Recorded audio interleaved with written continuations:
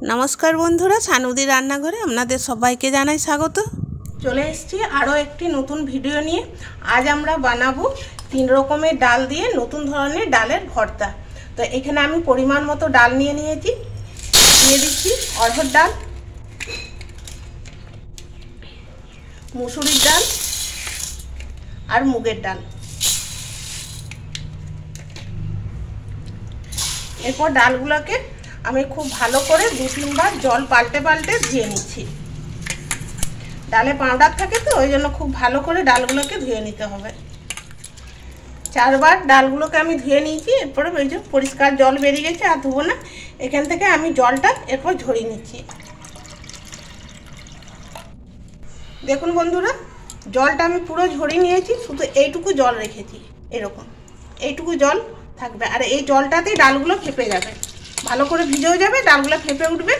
আর এখন আমি বেশ কিছুক্ষণের জন্য ডালগুলোকে এইভাবে ভিজিয়ে ঢাকা দিয়ে রেখে দিচ্ছি। বন্ধুরা, আমি ডালটা ভিজতে দিয়েছিলাম জলটা ঝরিয়ে নিয়ে, আর এই দেখুন কি সুন্দর ভিজে গেছে, জলটাও টেনে নিয়েছে, আর কি সুন্দর ঝরঝরে হয়ে গেছে। আর এইরকম ঝরঝরে ডালটা আমার দরকার ছিল। আর দেখুন কি সুন্দর ভিজে গেছে, দেখুন সব ডালগুলোই ভিজে গেছে খুব সুন্দর করে। এরপর ডালের ভর্তা বানানোর জন্য এখানে আমি একটা কড়াই বসিয়ে দিয়েছি গরম হওয়ার জন্য, আর দিয়ে দিচ্ছি অল্প পরিমাণ তেল। কড়াইয়ের চারধারে লাগিয়ে নিচ্ছি এরকম ভাবে।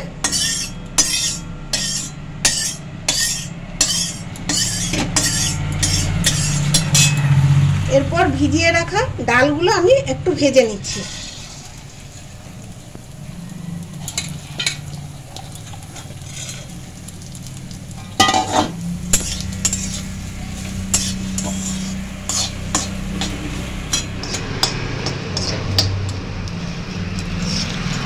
ডালগুলো ভাজা হয়ে গেছে, আর দেখুন প্রথমে যে রকম ডালগুলো যখন দিয়েছিলাম যে রংটা ছিল সেই রংটা অনেকটা চেঞ্জ হয়ে গেছে ভাজার পর। দিয়ে দিচ্ছি পরিমাণ মতো জল।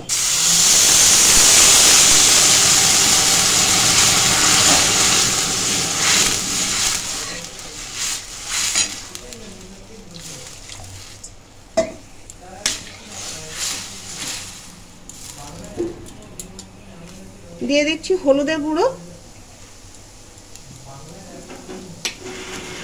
দিয়ে দিচ্ছি স্বাদ মতো নুন।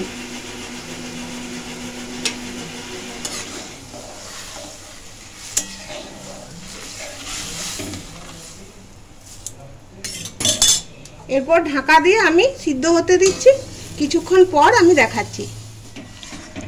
বন্ধুরা, ডালটা দেখুন কি সুন্দর সিদ্ধ হয়ে গেছে, একদম গলে গেছে। এরপর গ্যাস আমি নিভিয়ে দিচ্ছি, আর ডালটা ঠান্ডা হওয়ার জন্য আমি একটা প্লেটে ঢেলে নিচ্ছি।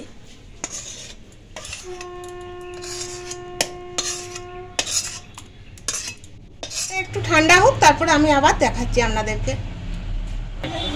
ভর্তার জন্য একটা মশলা বানাবো, তার জন্য কড়াই বসিয়ে দিয়েছি, আর দিয়ে দিচ্ছি একটু সরষের তেল।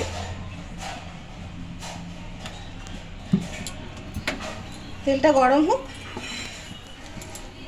এখানে আমি 4টা এরকম কারি পাতার ডাল নিয়েছি। এই কারি পাতাগুলো আমি ভেজে নেব।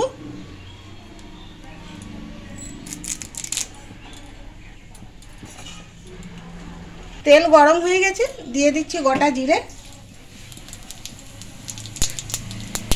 কাঁচা লঙ্কা এভাবে কেটে নিয়েছি,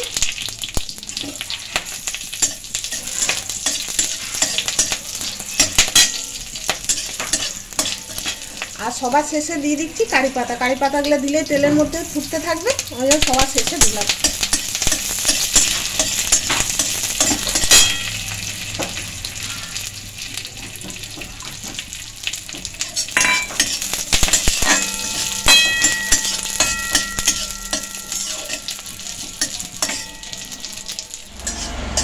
বন্ধুরা, ডালের ভর্তাটা ঠান্ডা হয়ে গেছে, আর যে মশলাটা আমি ভাজলাম ডালের মধ্যে আমি দিয়ে দিচ্ছি।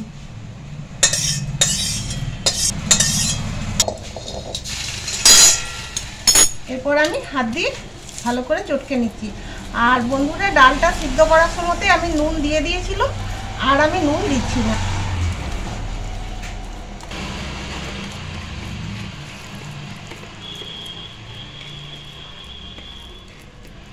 এইভাবে মেখে নিয়েছি।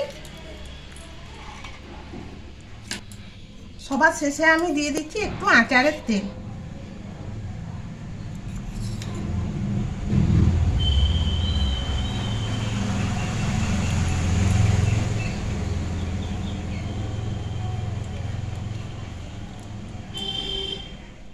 বন্ধুরা, দুপুরবেলায় ভাতের সঙ্গে তো সেরকম এই গরমের সময় তরকারি খেতে ইচ্ছে করে না, তা মাঝে মাঝে এরকম ডালের ভর্তা বানিয়ে খেতে খুব ভালো লাগে।